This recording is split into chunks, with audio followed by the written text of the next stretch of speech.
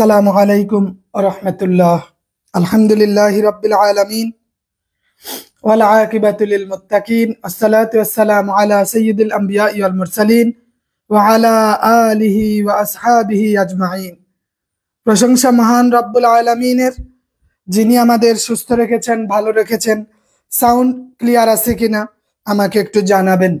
আজকের ক্লাস গুরুত্বপূর্ণ এই জন্য যে এখান থেকে 1 নাম্বার সবসময় থাকে, 1 নাম্বার বাধ্যতামূলক। তো সুতরাং এই জায়গাকে আমরা অ্যাভয়েড করে চলতে পারি না। এটা গুরুত্বপূর্ণ একটি ক্লাস, পড়াও খুব বেশি না, কিন্তু আমাদের পড়তে হবে, আমাদের জানতে হবে। এই জানাতে অনেকগুলো লাভ, নিজেদের সম্পর্কেও জানা হলো, পাশাপাশি আমাদের পড়াটাও হয়ে গেল। ওকে, সবকিছু ওকে আছে? সাউন্ড ক্লিয়ার আছে কিনা আমাকে একটু জানাবেন।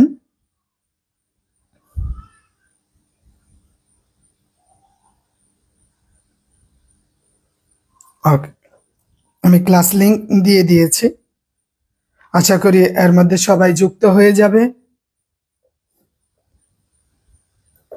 জি, সবকিছু ওকে থাকলে আমাকে একটু বলবেন ইনশাআল্লাহ।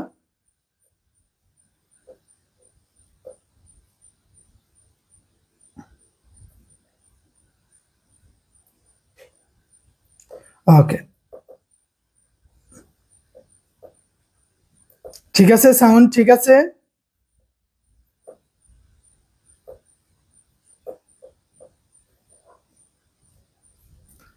আচ্ছা,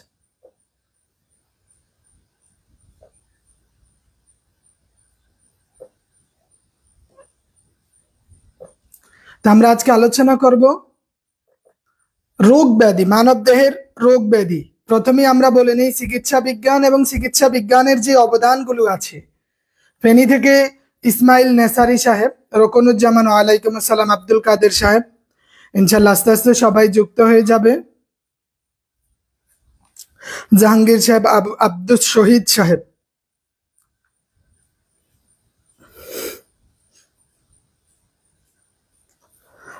নাজমুল ইসলাম। সার্কুলার খুব শীঘ্রই, আমরা আশাবাদী যে আগামী মাসের মধ্যেই সার্কুলার হয়ে যাবে, আগামী মাসের মধ্যেই সার্কুলার হবে এবং নির্বাচনের পরেই পরীক্ষা হওয়ার সম্ভাবনা বেশি থাকবে। যেহেতু নতুন চেয়ারম্যান, সেহেতু উনি একটু তাড়াহুড়া করবেনই। আচ্ছা, তা আমরা প্রথমে কথা বলে নিই, সাধারণ জ্ঞানের মধ্যে একটা গুরুত্বপূর্ণ জায়গা হচ্ছে রোগ ব্যাধি। রোগ, মানব দেহের অনেক রোগ আছে। মানব দেহটা এটা ছোটখাটো বিষয় নয়, এটা ছোটখাটো বিষয় নয়, এটার একটা ব্রেইন আছে, এটার একটা কি আছে? ব্রেইন আছে। আমরা যেই ব্রেন আমাদের যেই মাথাটা, বলা হয়ে থাকে যে 48টা 6তলা বিল্ডিং এর মধ্যে যত কম্পিউটার আছে, সমস্ত কম্পিউটার গুলোকে যদি একত্রিত করে ওই যে পরিমাণ কাজ করবে, ঠিক আমাদের ব্রেনটা সেই পরিমাণ কাজ করতে পারে। আমাদের ব্রেনের একটা ক্যাপাসিটি আছে 2.5 পিটাবাইট। আমাদের ব্রেন কি 2.5 পিটাবাইট, সাধারণ কোনো বিষয় নয়। এইচডি মুভি, আমাদের তো সাধারণত যে এইচডি মুভিগুলো আছে, এই এইচডি মুভি যদি এই মেমোরিটাতে ইয়ে করা হয়, সংরক্ষণ করা হয় এবং ফুল করা হয়, ফুল করার পরে একাধারে 300 বছর যদি আমরা চাইতে থাকি, তবুও শেষ হবে না। এটার নাম ব্রেইন। কত হেভি মেটাল! আল্লাহ রাব্বুল আলামিন কত সূক্ষ্ম বিষয় দিয়ে দিয়েছেন আমাদেরকে, ঠিক আছে? আমাদেরকে অনেক সূক্ষ্ম বিষয়গুলো দিয়ে দিয়েছেন। তা আমাদের ব্রেন হচ্ছে 2.5 পিটাবাইট, এত বড় ব্রেন, কিন্তু আমরা বলি আমাদের কিছু মনে থাকে না। কেন মনে থাকে না? কারণ আমরা ওই মানসিক সেই প্র্যাকটিস গুলো আমরা করি না।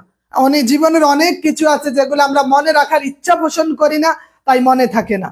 যদি আমরা ইচ্ছা পোষণ করতাম, যদি আমরা ধারাবাহিকভাবে দেখতাম, শিখতাম, তাহলে আমাদের মনে থাকতো। দেখবেন যারা হাফেজ কোরআন মাজিদ মুখস্থ করে, তাদের দেখবেন এক আয়াতের পর আরেক আয়াত মুখস্থ অটো। কেন? কারণ সে যখন বলে আলহামদুলিল্লাহি রাব্বিল আলামিন, সাথে সাথেই তার ব্রেন দ্বিতীয় আয়াতটা চলে আসে, আর রহমানির রহিম, এই দ্বিতীয়টা বলতে বলতে তৃতীয়টা চলে আসে। তাহলে শিক্ষার মূল বিষয় হচ্ছে যে জোড়া দিয়ে দিয়ে শিখা। এই জায়গায় আমরা ব্যর্থ হচ্ছি। কি দিয়ে শিখা? জোড়া দিয়ে দিয়ে শিখতে হয়, এটা শিক্ষার প্রধান বৈশিষ্ট্য। আর আমাদের ব্যর্থতা এই জায়গায়। একজন মনীষী বলছিলেন যে সমুদ্রের মধ্যে যদি একটা কঙ্কর নিক্ষেপ করো, ওই কঙ্করটা তুলে আনতে পারবে কিনা। তখন বলে দেখি আমি চেষ্টা করি। সে কঙ্করটা নিক্ষেপ করলো সমুদ্রের মধ্যে, নিক্ষেপ করার পরে বলে তুমি তাহলে ওটা নিয়ে আসো। তখন সে বলতেছে এটা তো সম্ভব না, সমুদ্রের প্রচন্ড স্রোত, আমি কঙ্কর যেখানে নিক্ষেপ করেছি কোথায় গিয়ে যে পড়ছে তার কোনো হিসাব নেই, কিভাবে আনবো। বলে দেখো তুমি সমুদ্রে কঙ্কর নিক্ষেপ করছো, আনতে পারো না, কিন্তু আমি যদি নিক্ষেপ করি আনতে পারবো। বলে কিভাবে সম্ভব? তিনি একটা কঙ্কর নিলেন, নেওয়ার পরে এটাতে বেঁধে দিলেন, সুতা দিয়ে বেঁধে এবার তিনি নিক্ষেপ করলেন, তারপরে তিনি টেনে নিয়ে আসলেন। তখন তিনি বুঝাতে চাইলেন যে আসলে আমাদের মনে রাখার যে বিষয়টা, এটা এইরকম গিটটা দিয়ে দিয়ে শিখা। কি? গিটটা দিয়ে দিয়ে শিখা, আমাদের বেশি বেশি প্র্যাকটিস করা, আটকে দেওয়া, যে একটা জিনিস পড়লে আরেকটা জিনিসের সাথে লাগাতার সম্পর্ক তৈরি করার নাম হচ্ছে জ্ঞান। এই জিনিসটা আমরা বুঝতে চাই না। আমি এর আগে অনেকবার বলেছিলাম যে আমাদের দেশে 700 কম বেশি নদী আছে, আমি 268টা নদীর নাম মুখস্থ করেছিলাম, কিন্তু বিক্ষিপ্ত হলে তো মনে থাকে না। কিন্তু আমাদেরও একটা রুলস আছে, একটা রোড আছে, আমরা সেই স্টেপগুলো অনুসরণ করি। যখন নদীগুলোর নাম সংগ্রহ করলাম 268টা, তার মধ্যে বর্ণমালা দিয়ে সাজালাম। যখন দেখলাম যে ক দিয়ে কতগুলা নদী, খ দিয়ে কতগুলা, গ দিয়ে কতগুলা, কালিন্দী, কোতালিয়া, কপোতাক্ষ, করতোয়া, কুশিয়ারা, কাকরই, কর্ণফুলী, কুলিক, কীর্তনখোলা, কুমার, কালীপতি, কাসলনি, কাশালং, কংস। বাংলাদেশে শুধু ক দিয়েই আমার কাছে 14টা নদীর নাম আছে, কিন্তু আমি যদি বিক্ষিপ্ত ভাবে চাইতাম তাহলে হইতো না। তো যাই হোক, অনেক কথা বলি, তারপরেও পড়তে পড়তে আমাদের মনে হয়ে যাবে। এবার আমরা আসি, আমাদের এমন কিছু বিষয় আছে যে চিকিৎসা বিজ্ঞান এবং তার আবিষ্কার। প্রথমেই আমরা দেখি কারা অবদান রেখেছে। চিকিৎসা বিজ্ঞান এটা কোনো সাধারণ বিষয় নয়। চিকিৎসা বিজ্ঞান কতটা আপডেট হয়েছে সময়ের সাথে সাথে, একদিন দুই দিনে আপডেট হয় নাই, অনেক দিন লেগেছে। আমরা জানি এই যে বসন্ত টিকা আবিষ্কার করেছেন কে? বলেন তো, বসন্ত টিকা আবিষ্কার করেছেন কে? বসন্ত টিকা আবিষ্কার করেছেন জেনার। বসন্ত টিকা আবিষ্কার করেছেন কে? জেনার। বসন্ত। এরপরে আমরা আরেকটা দেখি হাম। এই যে বসন্ত টিকা, হাম টিকা, এগুলা কারা আবিষ্কার করেছেন? জেনার আবিষ্কার করেছেন, জেনার। এখানে কয়েকটা বিষয় আছে, আমি সবগুলো আনি নাই, অল্প কিছু বিষয় এনেছি। এনবার্টস ও জন পিরলস হাম টিকা আবিষ্কার করেন। এনবার্টস ও জন পিরলস এই হামের টিকা আবিষ্কার করেন। এগুলো আমাদের খেয়াল রাখতে হবে। জানি আপনাদের খুব একটা সময় থাকে না পড়া, কিন্তু যতক্ষণ আমরা লেখি দেখি ততক্ষণ যদি খেয়াল করেন অনেকটাই মনে থাকবে। বসন্ত টিকা আবিষ্কার করেছেন কে? হ্যাঁ, জেনার। বসন্ত জেনার, হাম, এনবার্টস জন পিরলস। পোলিও টিকা আবিষ্কার করেছেন জোনাস সাক। বহুবার প্রশ্ন হয় পোলিও টিকা আবিষ্কার করেছেন কে? পোলিও আবিষ্কার করেছেন জোনাস সাক। পোলিও আবিষ্কার করেছেন জোনাস সাক। কথা বুঝতেছেন? জি, হাফেজ বেলাল হোসেন। হ্যাঁ, এবং যক্ষার জীবাণু আবিষ্কার করেছেন রবার্ট কস। যক্ষার জীবাণু,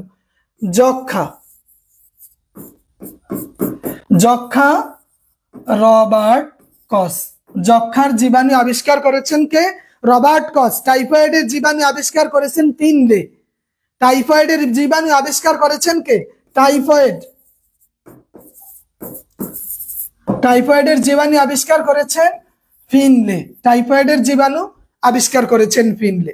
এছাড়া আরো বেশ কিছু, যেমন ম্যালেরিয়া ল্যাবেরন, ভিটামিন এ, বি, ডি, মেকুলাস। হ্যাঁ, তাহলে টাইফয়েড কে? ফিনলে। ম্যালেরিয়া, এটা আরেকটা গুরুত্বপূর্ণ বিষয়, ম্যালেরিয়া ল্যাবেরন। ম্যালেরিয়া আবিষ্কার করেছে কে?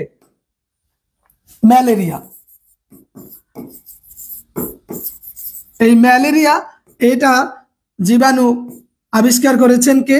ল্যাবেরন। তারপরে আরেকটা হচ্ছে ভিটামিন। ভিটামিন আমরা জানি কয়টা? টোটাল 12টা ভিটামিন আছে। কয়টা ভিটামিন? এর মধ্যে এ বি ডি আবিষ্কার করেছেন ম্যাকুলাস। ভিটামিন এ বি ডি আবিষ্কার করেছেন কে? ম্যাকুলাস। ভিটামিন এ বি ডি কে আবিষ্কার করেছেন? ম্যাকুলাস আবিষ্কার করেছেন। এটা গুরুত্বপূর্ণ একটা আবিষ্কার। এরপরে ভিটামিন সি আবিষ্কার করেছেন ফ্লোলিস। ভিটামিন সি আবিষ্কার করেছেন কে? Vitamin C. ভিটামিন আরেকটা আছে কি? সি। এটা আবিষ্কার করেছেন কে? ফ্লোলিস।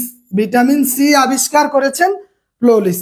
তাহলে প্রত্যেকটাই, কোনোটার চেয়ে কোনোটা কিন্তু কম নয়, প্রত্যেকটাই গুরুত্বপূর্ণ। যক্ষা, রবার্ট কস। যক্ষাকে আবিষ্কার যক্ষার জীবাণু রবার্ট কস। এরপরে আমাদের জীবনে আরো একটা জিনিস আমরা প্রায় দেখি, ব্যাকটেরিয়া।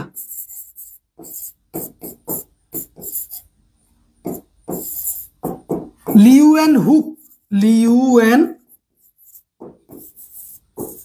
ব্যাকটেরিয়া আবিষ্কার করেছেন কে? ব্যাকটেরিয়া আবিষ্কার করেছেন লিউয়েনহুক। ব্যাকটেরিয়া আবিষ্কার করেছেন লিউয়েনহুক। আব্দুল্লাহ কাফি।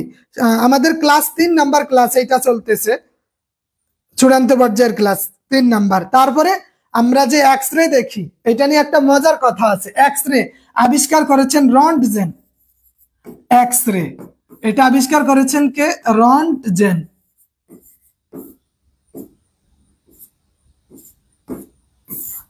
যেমন একবার আমাদের চাঁদপুরে এক্স রে করার পর দেখলো বুকের মধ্যে তেলাপোকা হাঁটতেছে। কি হাঁটতেছে? এক্স রে পরীক্ষা করার পরে দেখলো তেলাপোকা হাঁটতেছে। তখন তেলাপোকা হাঁটা এটা তো অসম্ভব বিষয়, তো এটা তো মারাত্মক একটা বিষয়, ভিতরে তেলাপোকা হাঁটে বুকের মধ্যে। পরে ওনাকে ঢাকা ট্রান্সফার করা হলো যে আপনি ঢাকাতে যান। তাকে ঢাকা পাঠাই দেওয়া হয়েছে। তিনি ঢাকাতে গেলেন, পরীক্ষা করে দেখলেন তার বুকে কিছুই নাই। পরবর্তীতে ডাক্তার বললো আগের রিপোর্টে তো তেলাপোকা, বলে যে এক্স রে মেশিনের মধ্যে তেলাপোকা, মূলত মেশিনের মধ্যে তেলাপোকা ছিল। এটা আমাদের চাঁদপুরের কাহিনী।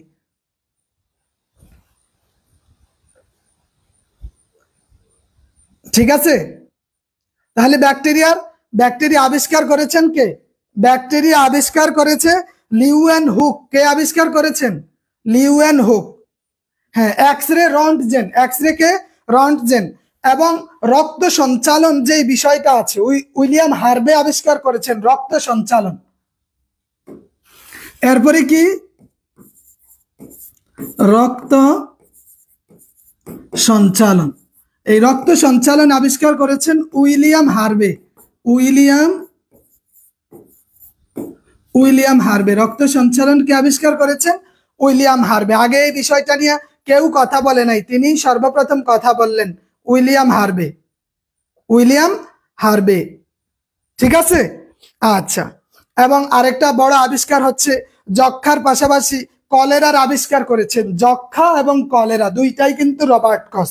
যক্ষা এবং কলেরা দুইটাইকে রবার্ট কস আবিষ্কার করেছেন। তাহলে এটা হচ্ছে চিকিৎসা বিজ্ঞানের মৌলিক যে বিষয়গুলো, যেগুলো আমাদের সবসময় দেখতে হবে। ঠিক আছে? আচ্ছা। এরপরে আমাদের রোগ বালাইয়ের যে বিষয়গুলো আছে, আমাদের ব্যক্তি জীবনে কিছু সংক্রামক রোগ আছে, এগুলা তো ওনারা মৌলিক বিষয় আবিষ্কার করেছেন। হ্যাঁ, এরপরে রোগ বালাই যেমন সংক্রামক কিছু রোগ আছে, বসন্ত, রুবেলা, হাম। আমাদের পরীক্ষায় প্রশ্ন হয় যে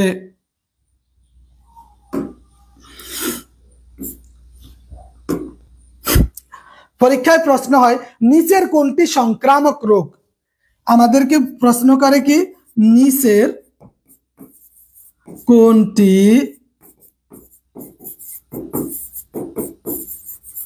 সংক্রামক রোগ? নিচের কোনটি সংক্রামক রোগ? এর মধ্যে আমাদেরকে মনে করেন দিল কলেরা, বসন্ত, টাইফয়েড, হাম, বেশ কিছু দিয়ে দিল। নিচের কোনটি সংক্রামক রোগ? তো এখন আমরা বেশি চিন্তায় পড়ে যাই যে আমাদের এই জন্য সংক্রামক রোগগুলো সম্পর্কে জানতে হবে, যে কোনটা সংক্রামক রোগ, কোনটা শ্বাস রোগ, কোনটা মাছিবাহিত রোগ, কোনটা মশাবাহিত রোগ, এগুলো আমাদের দেখতে হবে। তাহলে নিচের কোনটি সংক্রামক রোগ? আমরা জানি বসন্ত এইটা একটা সংক্রামক রোগ, হাম এইটাও সংক্রামক রোগ, বসন্ত সংক্রামক, হাম সংক্রামক, কলেরা এইটাও কি সংক্রামক রোগ, এটা সংক্রমিত হয়। এছাড়া আমাদের ধনুষ্টকার, প্লেগ, ডিপথেরিয়া এগুলাও কি সংক্রামক রোগ। ধনুষ্টকার,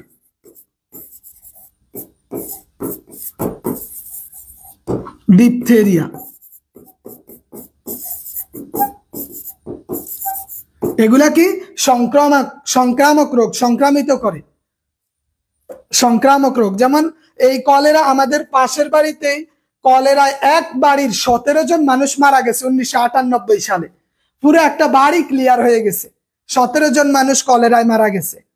এবং প্লেগ এইটাও সংক্রামক রোগ, প্লেগ, এই প্লেগটাও কি, প্লেগ এইটা সংক্রামক রোগ। তাহলে আমাদের এগুলা খেয়াল রাখতে হবে। কোশ্চেন হতে পারে নিচের কোনটি সংক্রামক রোগ। যখন আমাদের এগুলা জানা থাকবে তখন আমরা আর আশা করি ভুল করব না। করোনা ভাইরাস, হুমায়ুন কবির, ওইটাকে আরএনএ ভাইরাস বলা হয়, আরএনএ। হ্যাঁ, রুবেলা, হাম, কলেরা, আমাশয়, তাহলে এগুলো, আমাশয়টাও কি সংক্রামক রোগ, আমাশয় এইটাও সংক্রামক রোগ। এছাড়া আমাদের দেখতে হবে কোনগুলা শ্বাস রোগ, কোনগুলা কি রোগ, শ্বাস রোগ। তাহলে আমরা দেখলাম সংক্রামক রোগ। এবার আমরা একটু দেখি কোনগুলা শ্বাস রোগ।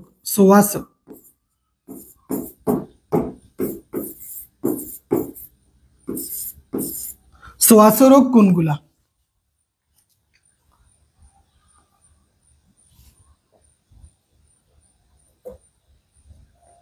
ওকে, আচ্ছা।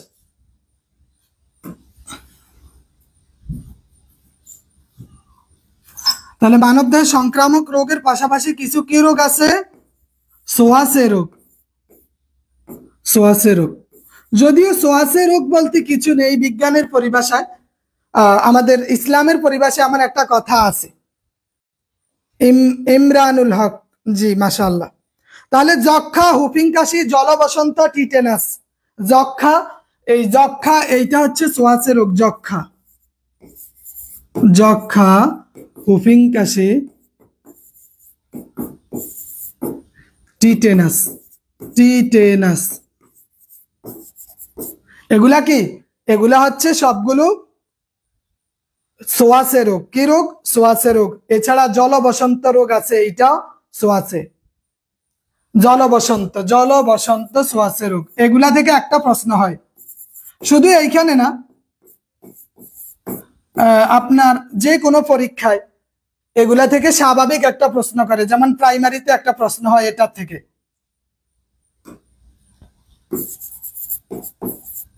এগুলো মৌলিক বিষয়, যে প্রিলিতে আমাদেরকে এই মৌলিক বিষয় থেকে একটা কোশ্চেন করে থাকে। যে কোনো পরীক্ষা আপনি এটা পাবেন, সব সময় একটা পাবেন।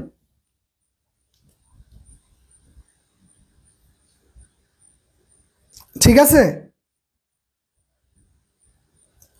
আমার কথা বোঝা যায়?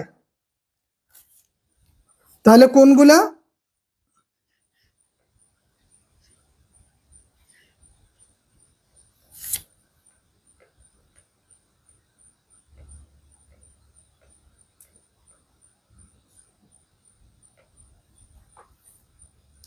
তাহলে সংক্রামক দাউদ শ্বাসের রোগ। হ্যাঁ, পক্স, টিটেনাস, জলবসন্ত এগুলা কি শ্বাসে সংক্রামক। সাধারণত আমরা জানি এক দেহ থেকে আরেক দেহে ছড়িয়ে পড়ে, এখন এই রোগের পাশাপাশি আমাদের আরেকটা জিনিস জানতে হবে, কোনগুলোর অভাবে কি কি রোগ হয় আমাদের মানব দেহের। যেমন ভিটামিন, আমরা দেখি একটু পরে ভিটামিন আসবো, যে কোন কিসের অভাবে কি রোগ হয়, কোনটার অভাবে কি রোগ। যেমন আমরা দেখি ডায়াবেটিস,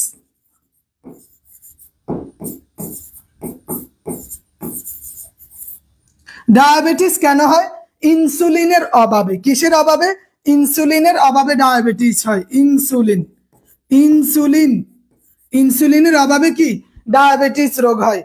আয়োডিন, লবণ, আয়োডিনের অভাবে গলগণ্ড রোগ হয় গলায়। আয়োডিন, আয়োডিনের অভাবে, আয়োডিনের অভাবে কি গলগণ্ড। এগুলা কমন, কতবার যে প্রশ্নগুলো আসছে হিসাব নেই। গলগণ্ড, আয়োডিনের অভাবে কি রোগ হয়? গলগণ্ড রোগ হয় আয়োডিনের অভাবে। আয়োডিনের অভাবে গলগণ্ড রোগ হয়, আয়োডিনের অভাবে গলগণ্ড রোগ হয়। এবং ফ্লুরাইডের অভাবে দাঁতের ক্ষয় রোগ। বহু মানুষের এই সমস্যাটা আছে যে দাঁতের ক্ষয় রোগ, নাই এমন কেউ নাই। দাঁতের ক্ষয় রোগ, ক্ষয় রোগ হয় ফ্লুরাইডের অভাবে। কিসের অভাবে? ফ্লুরাইড। ফ্লুরাইডের অভাবে কি হয়? দাঁতের ক্ষয় রোগ হয়। ফ্লুরাইডের অভাবে দাঁতের ক্ষয় রোগ হয়।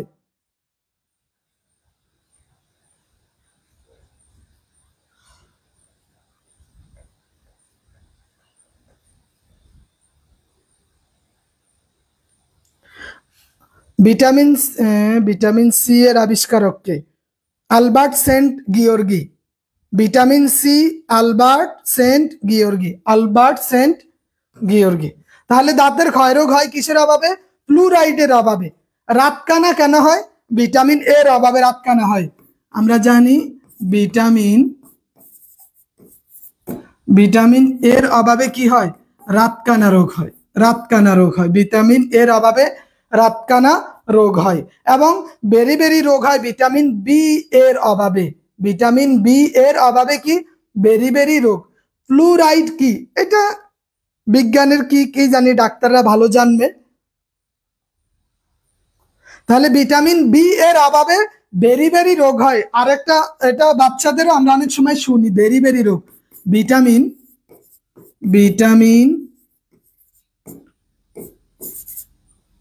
বি এ, ভিটামিন বি এর অভাবে কি? ভিটামিন বি এর অভাবে, ভিটামিন বি এর অভাবে কি বেরি রোগ হয়। কি রোগ হয়? বেরি। ভিটামিন বি এর অভাবে কি বেরি রোগ হয়। এছাড়া ভিটামিন সির অভাবে স্কারবি রোগ হয়, যেটা আলবার্ট সেন্ট গিয়ার্গি আবিষ্কার করেছেন। ভিটামিন সি, ভিটামিন সির অভাবে কি হয়? স্কারবি। স্কারবি এটা আবিষ্কার করেছেন কে? Saint Albert গিয়ার্গি। সেন্ট আলবার্ট গিয়ার্গি, এই লোকটা ভিটামিন সি আবিষ্কার করেছেন। এবং ভিটামিন সির অভাব হইলে তখন কি রোগ দেখা দেয়? স্কারবি রোগ দেখা দেয়। কি রোগ দেখা দেয়? স্কারবি রোগ। এবং ভিটামিন ডির অভাবে রিকেটস। ভিটামিন ডি, আরেকটা আছে কি? ভিটামিন ডির অভাবে কি রোগ হয়? রিকেটস রোগ হয়। রিকেটস, এগুলো আমাদের পরীক্ষার জন্য পড়া লাগবে, ঠিক আছে? স্কারবি। এবং আরেকটা গুরুত্বপূর্ণ আছে যাদের সন্তানাদি হয় না, ভিটামিন ই। ভিটামিন ইর অভাবে প্রজনন ক্ষমতা হ্রাস পায়। ভিটামিন ইর অভাবে কি প্রজনন ক্ষমতা হ্রাস পায়।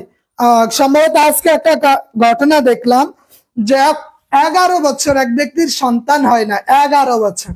পরবর্তীতে গত 3 মাস আগে তিনি বুঝতে পারলেন যে সন্তান হয়তো জন্মাতে পারে। ডাক্তারের কাছে পরীক্ষা নিরীক্ষা করলেন, তখন দেখলেন 3টা সন্তান গর্ভে জমা হয়েছে, 3টা। রব্বুল আলামিনের বড় একটা ইচ্ছা। ভিটামিন ইর অভাবে কি প্রজনন ক্ষমতা হ্রাস পায়, সন্তানাদি জন্ম নেয় না। এই জন্য বেশি বেশি এইটা আমাদেরকে ভিটামিন ইর অভাব পূরণ করতে হবে। এই রিকেটস বাচ্চাদের কিন্তু রোগ। এই রোগের একটা বড় প্রভাব কি জানেন? যে দাঁত উঠতে দেরি হয়। বাচ্চাদের দাঁত উঠতে কি হয়? দেরি হয়। ভিটামিন ডির অভাবে বাচ্চাদের দাঁত উঠতে দেরি হয়, রিকেটস রোগ হয়। রিকেটস রোগ হয়। কথা বুঝতে পারেন?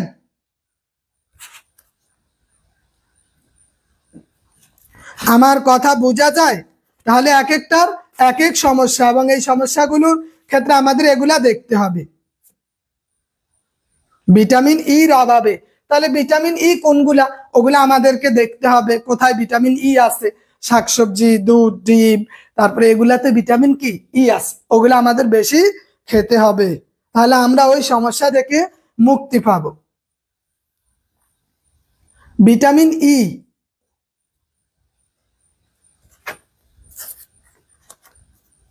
ওকে। আচ্ছা, এরপরে আমাদের কিছু বিষয় আছে, যেমন পানিবাহিত, পানির মাধ্যমে ছড়ায় যে রোগগুলো, ওগুলাও আমাদের একটু দিতে হবে।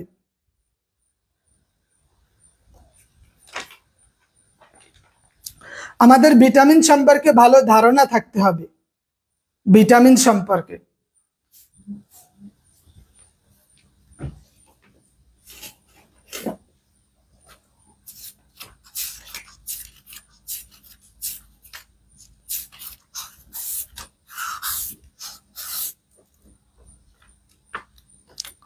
ওকে,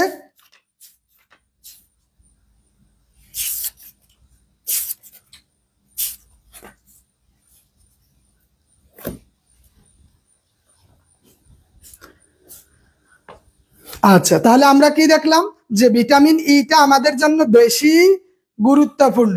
আচ্ছা, এরপর আমরা একটু ভিটামিন নিয়ে কথা বলি। যেমন আমরা জানি ভিটামিন কয়টা, vitamin,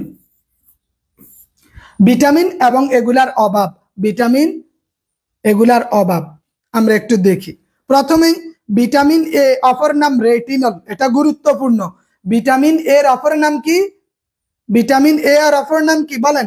retinol, retinol, vitamin A, vitamin এর অপর নাম রেটিনল, এটা বিসিএস এ পরীক্ষা আসছিল, রেটিনল, ভিটামিন এর অপর নাম কি? রেটিনল। ভিটামিন এ কোথায় পাওয়া যায়? যেমন শাকসবজি, ডিম, চর্বি, মাখন, এগুলার মধ্যে আমরা কি vitamin A pi. R vitamin এর অভাবে রাতকানা রোগ হয়, ব্রণ নষ্ট হয়, ব্রণ নষ্ট হয়। ভিটামিন এ এগুলো আমরা কোথায় পাই? যেমন শাকসবজি, শাকসবজি, মাখন, ডিম, দুধ, এগুলা বেশি বেশি আমাদের খেতে হবে। ডিম, দুধ এগুলা বেশি বেশি। তারপরে আম, আম, পাকা আম, মলা মাছ, মলা মাছ চিনেননি? মলা মাছ, পাকা আম, ফল ফলাদি যেগুলা আছে, পাশাপাশি ফল ফলাদি লিখে দেই, ফল ফলাদি, এগুলা আমাদের খেতে হবে। এগুলা খেলে কি হবে? এগুলা খেলে ভিটামিন এ পরিপূর্ণ থাকবে। এটার অভাবে কি রোগ হয়? রাতকানা রোগ হয়, রাতকানা রোগ হয়, রাতকানা রোগ হয়। এবং এটার অভাবে ব্রণ নষ্ট হয়ে যায়, ব্রণ নষ্ট হয়। এটা ভালো জিনিস, তাই না? এটার অভাবে ব্রণ নষ্ট হয়।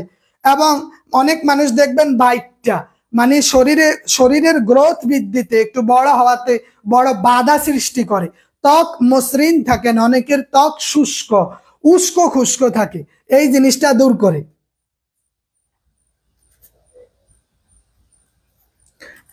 রেটিনল, ভিটামিন এর অপর নাম কি? রেটিনল।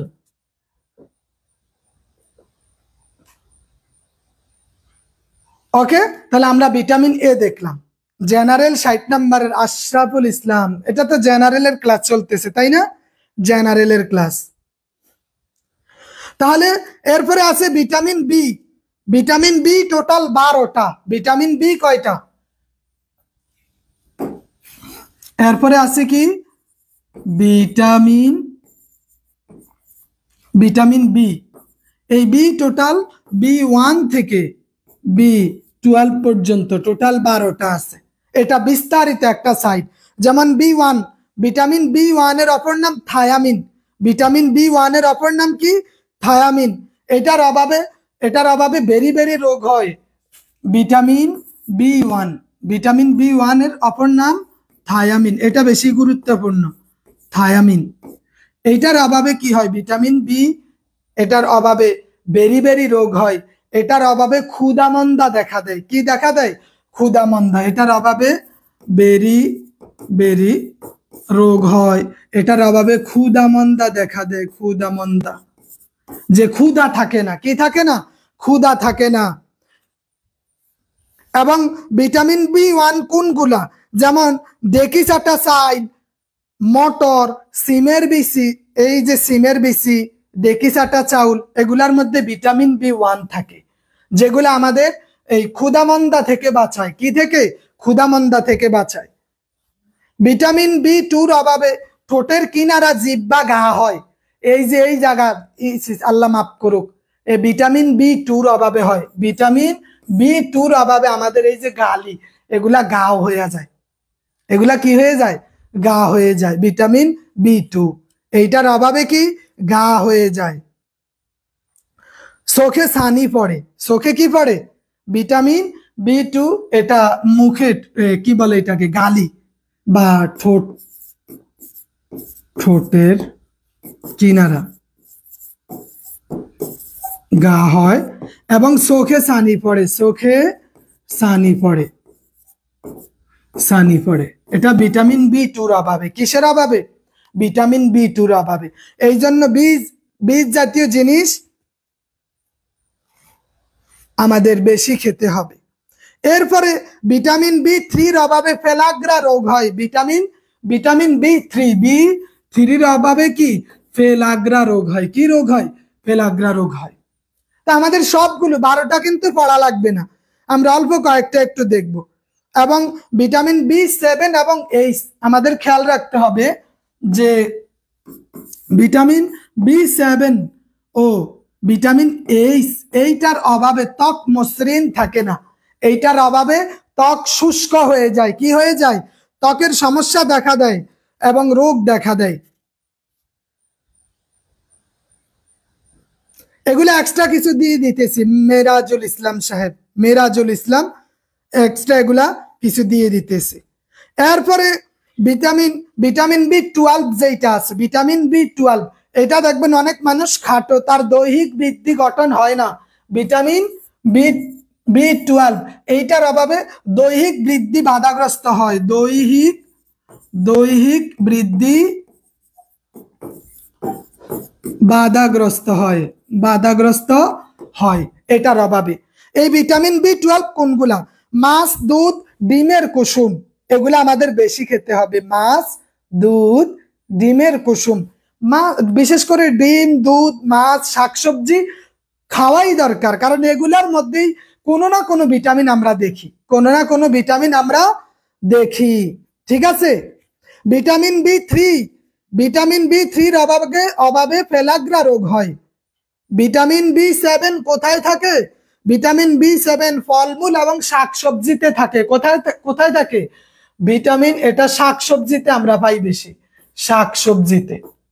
শাকসবজি আমাদের খাবারের তালিকায় সবসময় রাখতে হবে।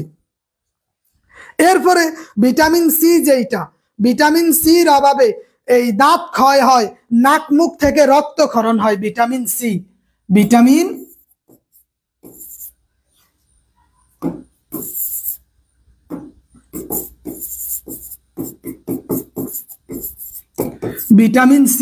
সি সকল ফলমূল, শাকসবজি এগুলাতে আমরা দেখি।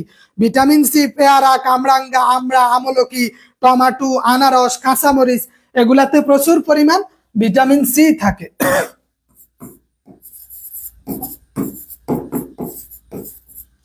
ভিটামিন সি, তাহলে আমরা বিশেষ করে দেখি সিজনাল যেই খাবারগুলো আছে, যেমন আম, জাম, আমলকি, কাঁচামরিচ, পেয়ারা, এগুলাতে সবসময় কি ভিটামিন সি থাকে। কি থাকে?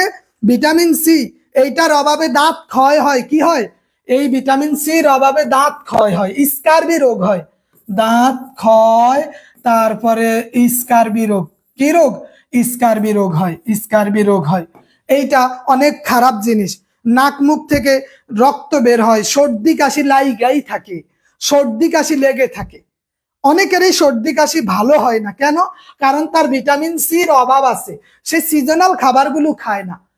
সিজনাল খাবার আল্লাহর পক্ষ থেকে বড় একটা নেয়ামত। আল্লাহর পক্ষ থেকে কি বড় একটা নেয়ামত।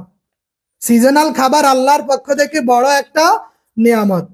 এরপরে আমরা দেখি ভিটামিন ই, এইটা ওই ভিটামিন এর মতো ভ্রূণের মৃত্যু ঘটায়। তাহলে এই ভিটামিনগুলো আমাদের দেখতে হবে। এরপরে আমাদের আরেকটা জিনিস বেশি গুরুত্বপূর্ণ, ওইটা হচ্ছে ভিটামিন কে। ভিটামিন কি? এটা রক্ত জমাট বাড়তে সহযোগিতা করে। কি করতে? রক্ত জমাট বাড়তে। বাঁধাকপি, সবুজ শাকসবজি এগুলো আমাদের খেতে হয়, নাইলে কি হয় যে এক জায়গা কেটে গেল, এখন এই জায়গা থেকে রক্তক্ষরণ হতেই থাকবে, এটা আর জমাট বাঁধবে না। তাহলে ভিটামিন কে আমাদের রক্তে জমাট বাঁধতে সর্বাত্মক সহযোগিতা করে, সর্বাত্মক সহযোগিতা করে। ভিটামিন কে আমাদেরকে কি সর্বাত্মক সহযোগিতা করে।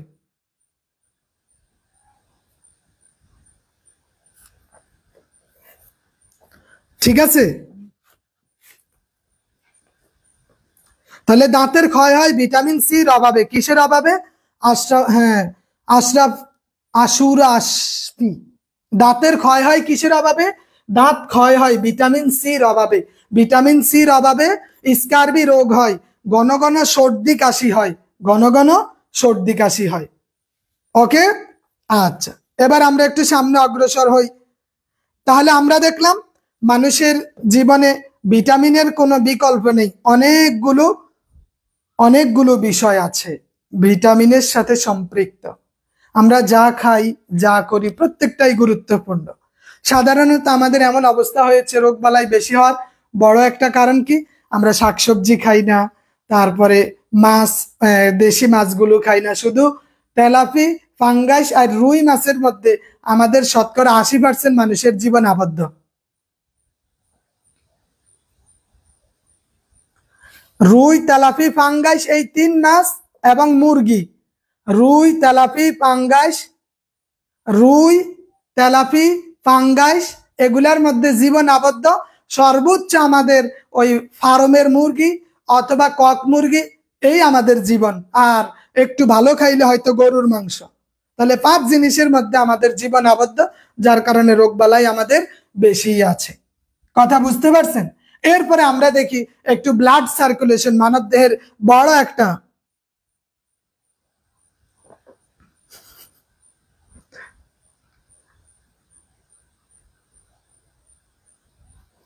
আচ্ছা, এরপরে আমরা দেখি রক্ত ব্রণীয় মেসোডার্ম থেকে তৈরি হয়। আমাদের দেহে যেই রক্ত আছে, কি আছে? রক্ত আছে। আমাদের দেহে যেই রক্ত আছে, রক্ত ব্রণীয় মেসোডার্ম থেকে তৈরি। এই রক্তটা কোথা থেকে তৈরি? রক্ত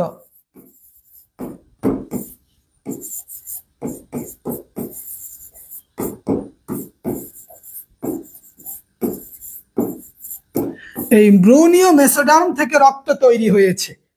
হুট করে রক্ত তৈরি হয় নাই। আমরা যাই খাই এগুলা যে রক্ত হবে তা কিন্তু না। এগুলা খেলেই সরাসরি রক্ত হয় না। রক্ত তৈরির জন্য একটা অবস্থান তৈরি হয়। ওই অবস্থানটা কি? ব্রণীয় মেসোডার্ম। আমাদের কোশ্চেন হয়, হতে পারে যে রক্ত কোথা থেকে তৈরি হয়?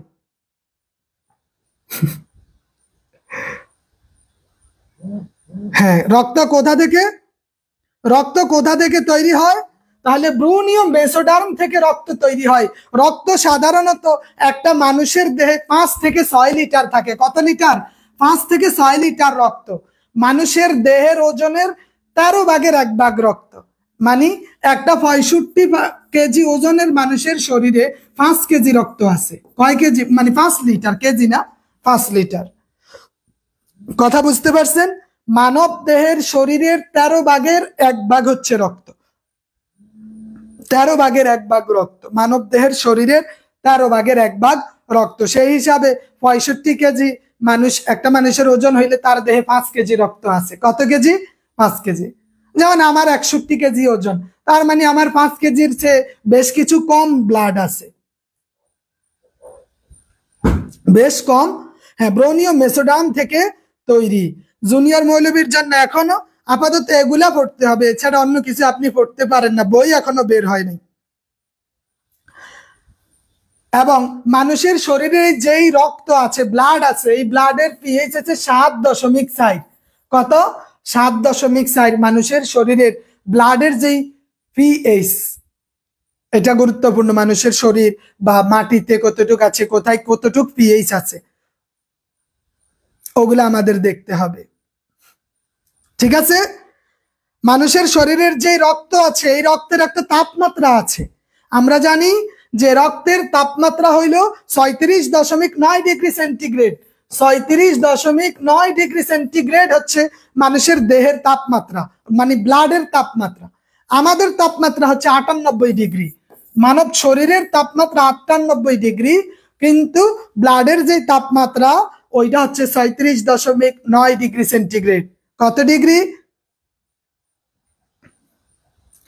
হ্যাঁ, হাবিব সাহেবের বাবা অসুস্থ, তিনি তার বাবার জন্য একটু দোয়া করবেন। মানব দেহের শরীরে যেই রক্ত আছে, যেই ব্লাড আছে, এই ব্লাডের 55 ভাগ হচ্ছে রক্তরস। 55 ভাগ কি আমরা জানি রক্তরস, এবং রক্ত কণিকা আছে 45%। খেয়াল রাখতে হবে, পরীক্ষায় আসে মানুষের শরীরের 55% হচ্ছে রক্তরস, কি রক্তরস, এবং 45% হচ্ছে রক্তকণিকা। রক্তকণিকা 45% রক্তকণিকা। এই 45% রক্তকণিকা আবার 3 ধরনের। 45% রক্তকণিকা আবার কয় ধরনের? 3 ধরনের। সিলেবাস আসবে কিছুদিনের মধ্যে,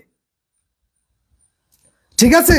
তাহলে এই রক্তকণিকা 3 ধরনের, শ্বেতকণিকা, লোহিত কণিকা, আরেকটা কি আছে? অনুচক্রিকা। রক্তকণিকা আমরা কয় ধরনের দেখি? রক্তরস, হ্যাঁ, 13 ভাগের 1 ভাগ থাকে। আচ্ছা, এরপরে আসি মানুষের দেহে রক্তটা 3 ধরনের। কয় ধরনের? রক্তটা 3 ধরনের। একটা হচ্ছে লোহিত কণিকা, যার আয়ুষ্কাল 120 দিন, লোহিত কণিকা। 2 নম্বরে আছে শ্বেত কণিকা। 3 নম্বরে আছে অনুচক্রিকা। কি আছে? অনুচক্রিকা। অনুচক্রিকা। বিরক্ত লাগতেছে? বিরক্ত লাগলে ক্ষমা প্রার্থী, হ্যাঁ, যে বলতে পারেন 40 মিনিট হয়ে গেছে, তাহলে ভালো লাগতেছে না।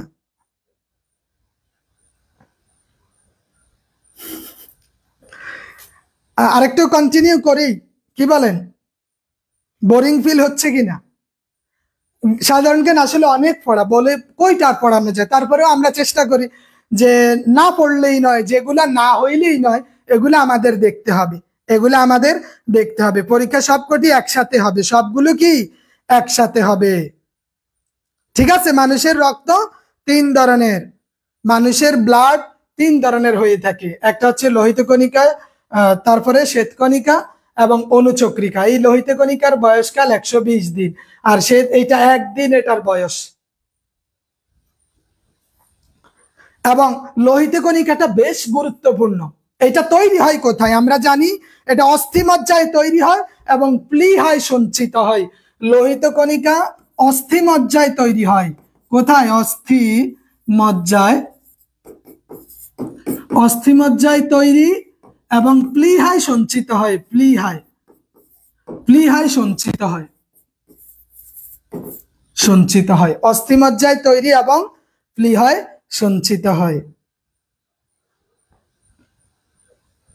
অস্থিমজ্জায় তৈরি এবং কোথায় সঞ্চিত হয়? প্লীহায় সঞ্চিত হয়। অস্থিমজ্জায় তৈরি, প্লীহায় সঞ্চিত হয়। ও ভাইয়ারা ছাট গাইয়া নওজোয়ান, দজ্জার কুলত বসত করি, সিনা দিঠে হাই জড় তুয়ান। ও ভাইয়ারা ছাট গাইয়া নওজোয়ান, ও ভাইয়ারা ছাট গাইয়া নওজোয়ান, দজ্জার কুলত বসত করি, সিনা দিঠে হাই জড় তুয়ান। পাহাড় পর্বত সাইগর নদী, পাহাড় পর্বত সাইগর নদী, পরাণ দেয় দোলা, ফুরুত ফুরুত বাসি ফুড়াইয়ারা, ভরাই সোনার গোলা। পাহাড় পর্বত সাইগর নদী, হরান দেয় দোলা, মিন্নত করি ফসল ফলায়ারা, ভরাই সোনার গোলা। ফুরুত ফুরুত বাসি ফুড়াই, গলাত তুলি গান, দরজার কুলত বসত করি সিনাদি ঠেহাই জড় তুয়ান ও বায়ারা ছাট গাইয়া নওজোয়ান ও বায়ারা ছাট গাইয়া নওজোয়ান আরবি ফরাসি উলান্দাজ ফরাসি মাং ইংরাজ খতর মালেহি গাইয়ে আরার ইতিহাস বারাউলিয়ার আবাস ভূমি বারাউলিয়ার আবাস ভূমি আরার চট্টগ্রাম দরজার কুলত বাসত করি সিনাদি ঠেহাই জড় তুয়ান ও বায়ারা ছাট গাইয়া নওজোয়ান বাংলাদেশের যত কবি শিল্পী গায়ক আছে শুভেচ্ছা জানায় আরা হগল হুনের আছে সাট গাইয়া হঠাৎ সুরে গান হুনাই গেলাম দরজার কুলত বসত করি সিনাদি ঠেহাই জড় তুয়ান ও বায়ারা ছাট গাইয়া নওজোয়ান ও বায়ারা ছাট গাইয়া নওজোয়ান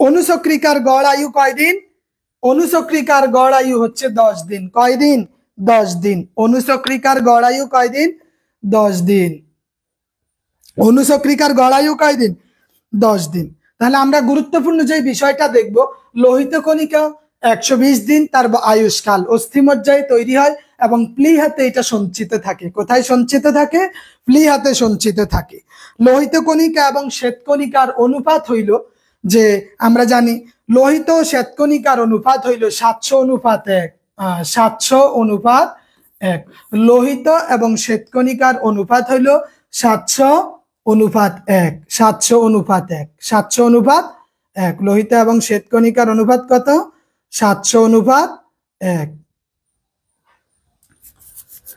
এরপরে আমাদের জানি শ্বেতকণিকা মূলত দুই ধরনের হয়ে থাকে শ্বেতকণিকা কয় ধরনের এটা দুই ধরনের শ্বেতকণিকা দুই ধরনের হয় দুই ধরনের একটা হচ্ছে দানাদার আর একটা হচ্ছে অদানাদার একটা হচ্ছে কি দানাদার সে দানাদার শ্বেতকণিকা আর একটা হচ্ছে অদানাদার শ্বেতকণিকা তাহলে আমরা শ্বেতকণিকা দুই ধরনের দেখছি একটা দানাদার আর একটা অদানাদার কথা বুঝতে পারছেন যেমন neutrophil eosinophil basophil neutrophil eosinophil basophil হচ্ছে দানাদার নিউট্রোফিল তাহলে শ্বেতকণিকা এটা দুই ধরনের একটা হচ্ছে দানাদার একটা কি দানাদার আর একটা হচ্ছে অদানাদার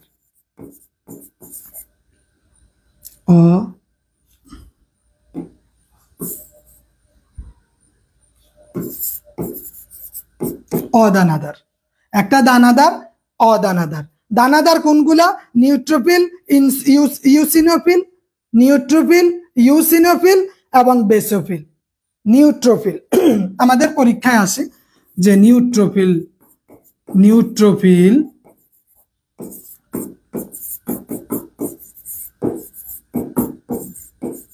ইউসিনোফিল এবং বেসোফিল এই তিনটা হচ্ছে কি দানাদার শ্বেতকণিকা এই তিনটা কি দানাদার শ্বেতকণিকা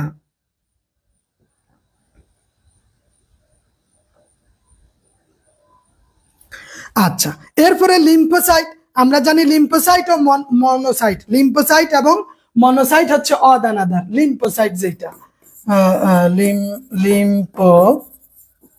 লিম্ফোসাইট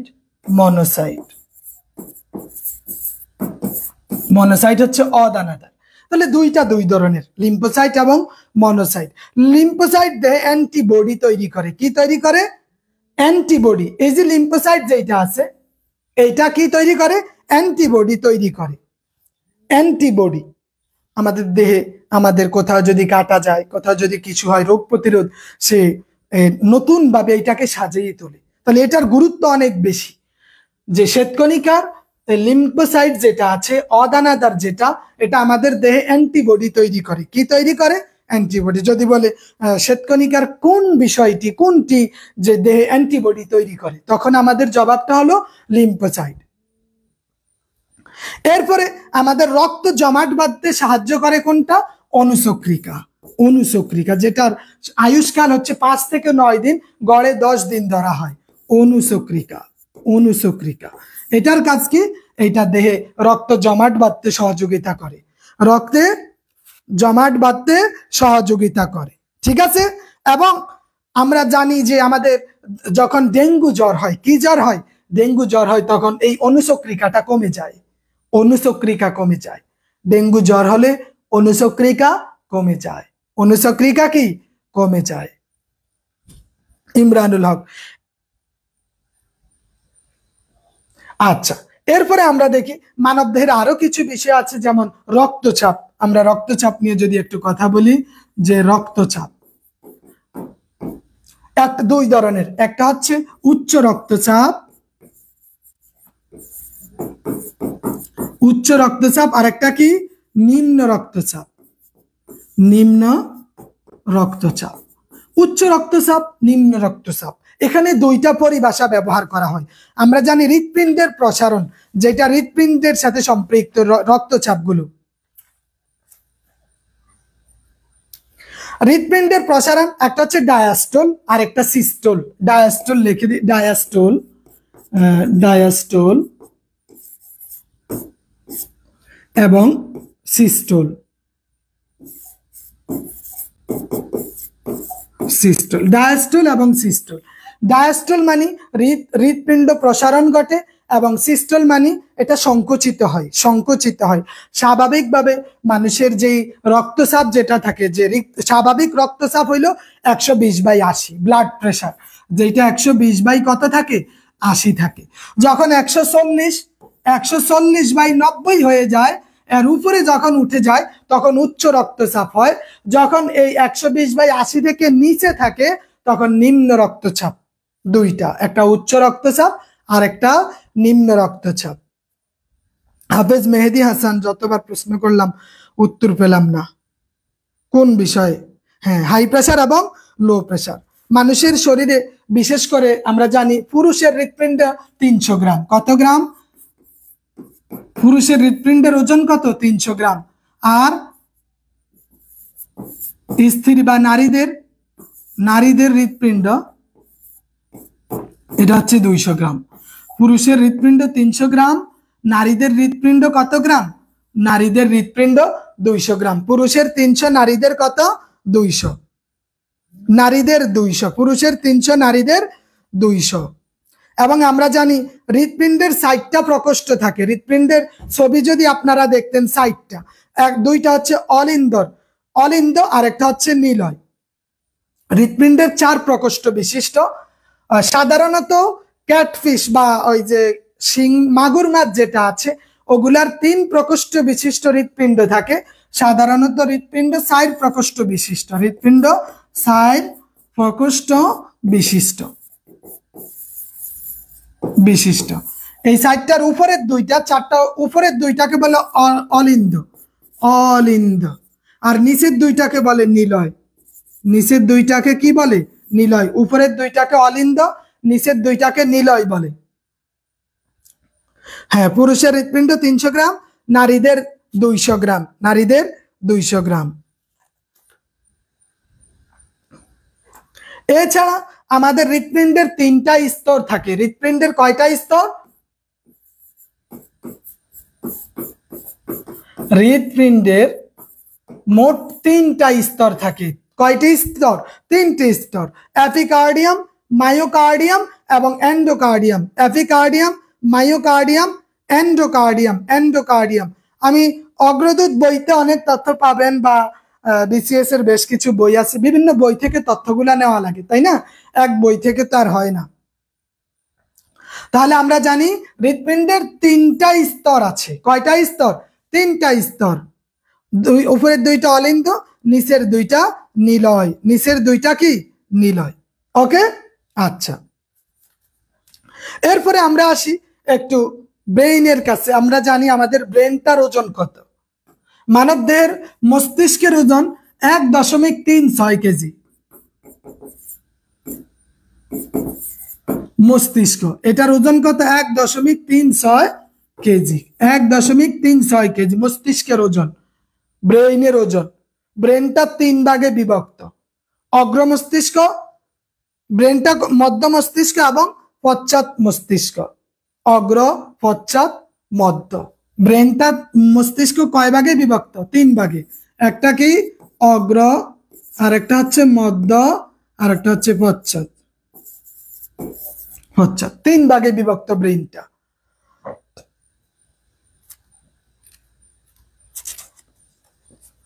এরপরে আমরা জানি মস্তিষ্কের 3টা অংশ থাকে, সেরেব্রাম, থ্যালামাস এবং হাইপো। সেরেব্রাম, থ্যালামাস এবং হাইপো, মস্তিষ্কের 3টা অংশ থাকে।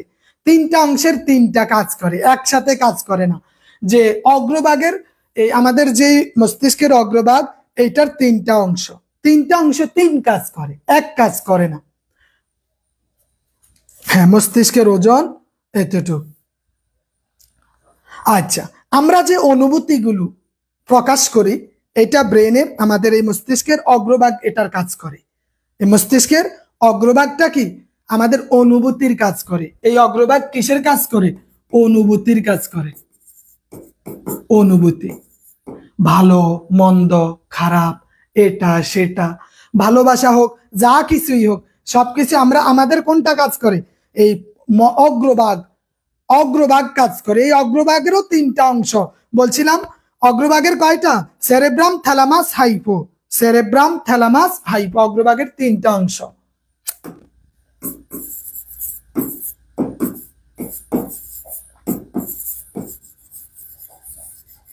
থ্যালামাস এবং হাইপো, থ্যালামাস এবং হাইপো 3টা অংশ।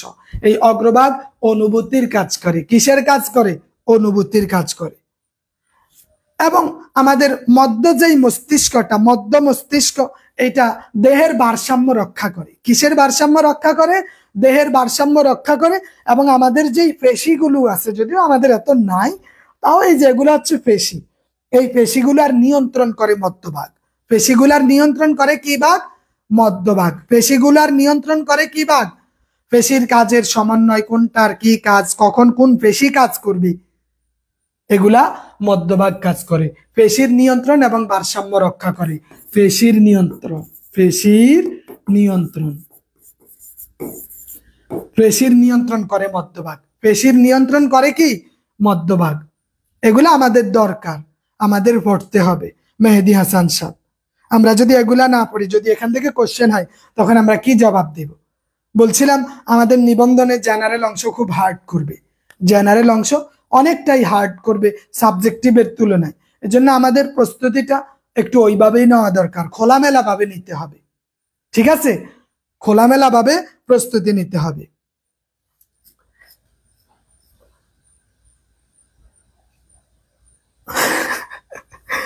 এরপরে আমাদের পশ্চাৎ যেই ভাগ আছে, এইটার কাজ কি? আমরা যে লাফালাফি করি, ফালাফালি করি, হাঁটাহাঁটি করি, টোটাল বিষয়গুলা নিয়ন্ত্রণ করে আমাদের পশ্চাৎ ভাগ।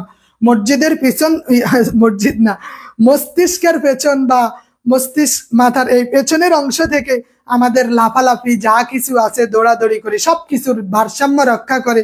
আমরা যে হাঁটি, ভারসাম্য রক্ষা করে, আমরা পড়ে যাই না। টোটাল বিষয়টা পেছন থেকে ইনস্ট্রাকশন দেয়। টোটাল বিষয়টা আমাদের ইনস্ট্রাকশন দেয়। ঠিক আছে, আচ্ছা। এরপরে আমাদের সর্বশেষ আজকের যে অংশটা, ওটা হইল আমাদের খাদ্যের অংশ। কিসের অংশ? খাদ্য। আমরা জানি আল্লাহর দুনিয়ার যত খাবার আছে, এই খাবারগুলো 6 ভাগে বিভক্ত। কয় ভাগে বিভক্ত বলেন? আমাদের এই খাবারগুলো 6 ভাগে বিভক্ত। সকল খাবার 6 ভাগে বিভক্ত। এর মধ্যে একটা আছে শর্করা জাতীয় খাবার। কি জাতীয় খাবার? শর্করা জাতীয় খাবার। 2 নাম্বার আমিষ জাতীয় খাবার। 3 নাম্বার লিপিড বা স্নেহ জাতীয় খাবার। 2 নাম্বার আমিষ, তাই না? 2 নাম্বার আমিষ জাতীয় খাবার, 3 নাম্বার লিপিড বা স্নেহ জাতীয় খাবার, 4 number vitamin, 5 number mineral, 6 number পানি। যেগুলা ভিটামিন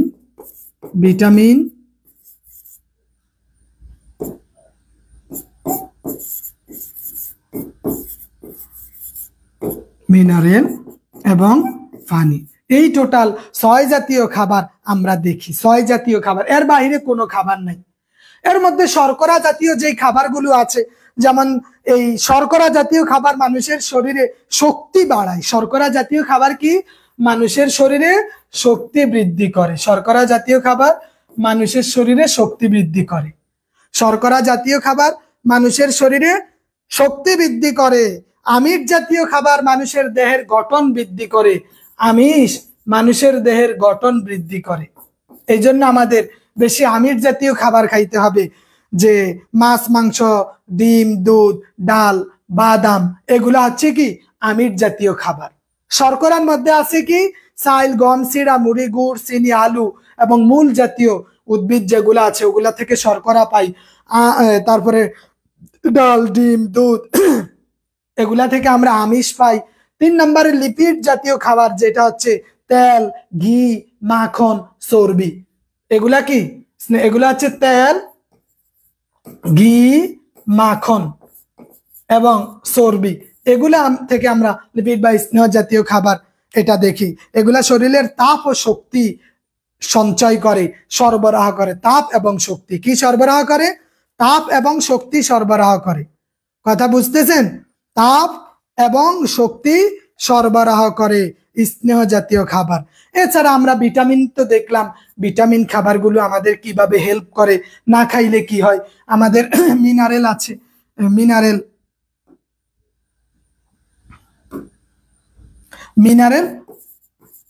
মিনারেল কোথায় পাওয়া যায়? মিনারেল আমরা পাই শাকসবজিতে, ফলমূলের মধ্যে মিনারেল পাই। এছাড়া আমাদের সবচেয়ে অপরিহার্য যে বিষয় ওইটা হচ্ছে পানি। সর্বশেষ এই 6 জাতীয় খাবারের বাইরে আর কোনো খাবার নাই।